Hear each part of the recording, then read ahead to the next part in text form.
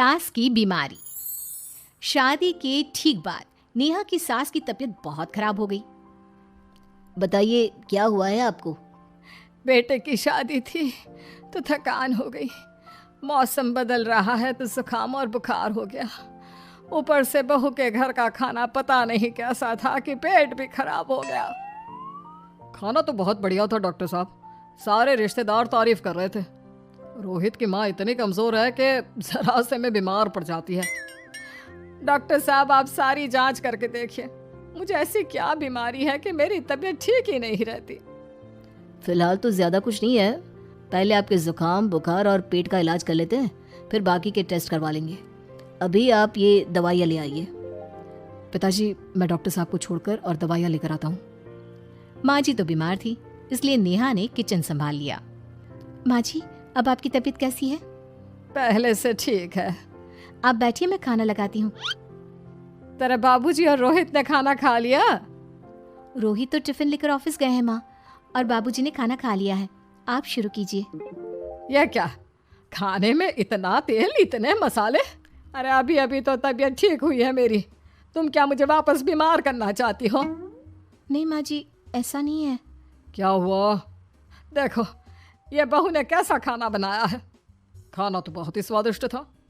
अरे मैं ये खाना खाऊंगी तो बीमार हो जाऊंगी ना। ओह हाँ, बहू को अभी पता नहीं ना तुम्हारे बारे में, रोहित समझा देगा उसे। देख बहू, अच्छे से समझ लेना कि इस घर में कैसा खाना बनता है। हाँ माँ जी, मैं समझ लूँगी, लेकिन अभी आप कुछ तो खा लो। ये खाना खा लूंगी तो कल का खाना खाने के लिए बचूंगी भी नहीं। सास की बातें सुनकर नेहा उदास हो गई। उसने रोहित के घर आती ही उससे माँ जी के खाने के बारे में पूछा। आज माँ जी ने मुझे खाने के लिए बहुत बुरा भला कहा। माँ को मसालेदार और तेल घी वाला खाना सूट नहीं करता, वो बीमार पड़ जाती हैं। ऐसी क्या बीमारी है माँ जी को? पता नहीं, आज तक कई डॉक्टरों को दिखाया, कितने टेस्ट करवाए, लेकिन कोई बीमारी पकड़ में ही नहीं आई। नेहा को कुछ समझ में तो नहीं आया, लेकिन उसने अपनी सास के हिसाब का खाना बनाना सीख लिया। माँ जी आज तो खाना ठीक है ना? खाना तो ठीक है, लेकिन ये मुआ रेडियो क्यों चल रहा है इतनी तेज आवाज में? वो माँ जी मैं अकेले काम करते करते बोर हो रही थी ना, तो टाइम पास करने के लिए चला दिया। तेरा इस टाइम पास के चक्कर में मेरा सर दर्द से फटने लगा है। तेज आवाज से मुझे माइग्रेन हो जाता है। सॉरी माँ जी, मुझे पता नहीं था। तुम्हें जब तक सब पता चलेगा तब तक मैं तो भगवान के पास ही पहुंच जाऊंगी। नहीं नहीं, ऐसा मत कहिए ना माँ जी। अब मैं कहीं भूख से ही ना मर जाऊं। खाना मेरे कमरे में रख दो। बेचारी नेहा, उस दिन उसे बहुत दुख हुआ। नेहा तुम रो क्यों रही हो? आज माँ जी ने मुझे बहुत बुरा भला कहा, मैं तो सिर्फ रेडियो सुन रही थी। ओहो, तुम माँ की बातों का बुरा मत मानो, उन्हें तेज आवाज से सर दर्द होने लगता है, दर्द की वजह से बोल दिया होगा कुछ। लेकिन मुझे तो ये सब पता ही नहीं था ना, इसलिए बाबूजी ने मुझे पहले ही फोन करके सब कुछ बता दिया, और मैं तुम्हारे लिए ये हेडफोन लाया हूँ।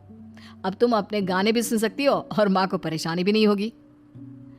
ये सिर्फ एक बात का हाल है, लेकिन माँ को तो हर चीज से परेशानी है। अब क्या कर सकते हैं, माँ बीमार ही इतनी रहती है। लेकिन माँ को ऐसी कौन सी बीमारी है? तुम्हें बताया तो था, किसी भी डॉक्टर को माँ की बीमारी समझ में नहीं आ रही। अब तुम भी ये सब सोचना छोड़ दो, ये हेडफोन लो और अपने पसंद के गाने सुनो। रोहित के गिफ्ट से नेहा की एक परेशानी तो दूर हो गई, लेकिन उसके मन में कई सवाल खड़े हो गए। आज मैं देर से उठाऊं या तुम जल्दी उठ गई? वो माँ जी को कल रात भर सर दर्द हुआ ना, तो जल्दी उठकर उनकी जगह मैंने पूजा कर दी। अरे वाह, अच्छा अच्छा, हे भगवान ये किसकी करामत है? ये तो माँ जी की आवाज है। चलो चल के देखते हैं। क्या हुआ माँ? अच्छा, यह घर में गुलाब कौन लाया? मुझे नहीं पता, मैं तो अभी उठाऊं। माँ जी आप कल रात भर सो नहीं पाई, तो मैंने जल्दी उठकर पूजा पाठ किया। घर में फूल नहीं थे ना, तो मैं बाजार से गुलाब के फूल ले आई। नेहा, माँ को गुलाब के फूल की एलर्जी है। अब मुझे ये कैसे पता होगा? अच्छा, तुझे कुछ पता नहीं तो तू वही काम क्यों करती है जिससे मेरी तबीयत खराब हो जाए? रोहित के बाबूजी, ये बहू मेरी जान लेना चाहती है। माँ जी मुझे ऐसा करके क्या मिलेगा? वो तो तुझे ही पता, लेकिन कुछ तो है। रोहित की माँ बस करो, बेचारी बहू को कुछ पता ही नहीं है, बस इसलिए उससे गलती हो जाती है। जाओ तुम कमरे में। बहू, तुम रोहित की माँ का बुरा मत मानो। वो अपनी बीमारियों से इतनी परेशान है कि उल्टा सीधा बोल देती है। नहीं नहीं बाबूजी, मुझे बुरा नहीं लग रहा, मुझे चिंता हो रही है माँ जी की बीमारी की। ये बताइए कि माँ जी को ऐसी प्रॉब्लम्स कब से होने लगी? शादी के 6-7 महीने बाद से। बाबूजी, तब घर का माहौल कैसा था? अरे भरा पूरा परिवार था। मेरे बाबूजी, माँ, काका, काकी, मेरे दोनों बड़े भाई, दोनों भाभियाँ, दोनों के 2-2 बच्चे हैं, एक छोटा भाई और एक बहन, सब साथ रहते थे। इतना बड़ा परिवार? हाँ, मैं जब 10 साल का हुआ ना, तब पापा का ट्रांसफर यहाँ हुआ। उसके पहले तक तो हमारी जॉइंट फैमिली ही थी। और माँ जी किस चीज से बीमार पड़ जाती हैं? जब तेज गर्मी हो, ठंड हो या ज्यादा बरसात हो जाए। जब माँ ज्यादा थक जाए, जैसे दिवाली पर घर की सफाई या कोई फंक्शन हो, या ज्यादा मेहमानों के आने से घर का काम बढ़ जाए। तेज म्यूजिक, तेज लाइट या ऐसे कोई तेज स्मेल आ जाए। तो माँ जी की ये बीमारी ठीक हो सकती है।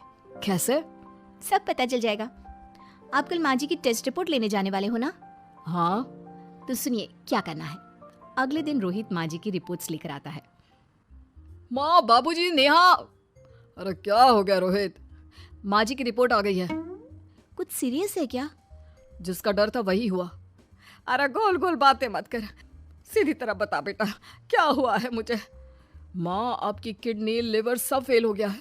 आपका दिल भी कमजोर हो गया है। डॉक्टर ने कहा है कि आपके पास सिर्फ 1 महीना बचा है। ये क्या बक रहा है? ऐसा हो ही नहीं सकता। मुझे लग ही नहीं रहा कि मैं इतनी बीमार हूँ। लेकिन माँ जी, रिपोर्ट झूठी तो नहीं हो सकती ना? हाँ, माँ को 20 साल की उम्र से बीमारी लग गई थी, लेकिन कोई डॉक्टर पकड़ नहीं पाया और अब ये बीमारियां बहुत ज्यादा बढ़ गई हैं।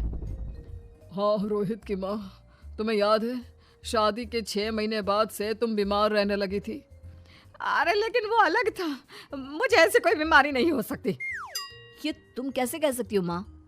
हाँ, तुम उस वक्त बीमार पड़ी थी ना, और अब डॉक्टर भी यही कह रहे हैं, तो सच ही तो होगा। और आप तभी से बीमारी तो रहती आई हैं। अरे लेकिन तब मैं बीमार थी ही नहीं। क्या मतलब? अरे तब मैं बीमारी का नाटक करती थी, मुझे कुछ नहीं हुआ था। ये क्या बोल रही हो? हाँ, घर में इतने सारे लोग थे और सबसे छोटी बहू मैं थी, तो सारा काम मुझे करना पड़ता, इसलिए काम से बचने के लिए मैं नाटक करने लगी। लेकिन आपको अभी भी वही बीमारियां होती है ना माँ? हाँ, अगर नाटक था तो ये प्रॉब्लम तुम्हें अभी क्यों होती है? इसका जवाब मैं देती हूँ। माँ जी कई महीनों तक नाटक करती रही, इसलिए इनके दिमाग ने धीरे धीरे इस झूठ को सच मान लिया और इनका दिमाग उन बीमारियों का एहसास कराने लगा। हैं? ऐसे भी होता है क्या? हाँ माँ जी, इसे प्लेसिबो इफेक्ट कहते हैं। जब आप बात बात पर बीमार पड़ने लगी तो मैंने अपने मामा से बात की, जो एक साइकोलॉजिस्ट है। उन्होंने बताया मुझे। तो ये रिपोर्ट्स? मैंने झूठी रिपोर्ट बनवाई थी नेहा के कहने पर, ताकि आप सच बताएं। यानी मुझे कुछ नहीं हुआ? नहीं माँ जी, और आपकी इस प्रॉब्लम का भी सोल्यूशन है। हम किसी अच्छे साइकोलॉजिस्ट को दिखाएंगे और आप जल्द ही ठीक हो जाएंगी। वाह बहू, मैंने तुझे इतना भला बुरा कहा और तूने मेरी जिंदगी भर की तकलीफें दूर कर दी। थैंक यू और सॉरी बहू। अरे मुझे भी तो सॉरी कहो, पूरी जिंदगी तुम्हारी सेवा की है, वो भी झूठ मूठ की बीमारी के लिए। हाँ हाँ, आप भी माफ कर दो मुझे, बस सॉरी। तो इस तरह नेहा ने अपनी सास की बीमारी पकड़ भी ली और ठीक भी कर दी।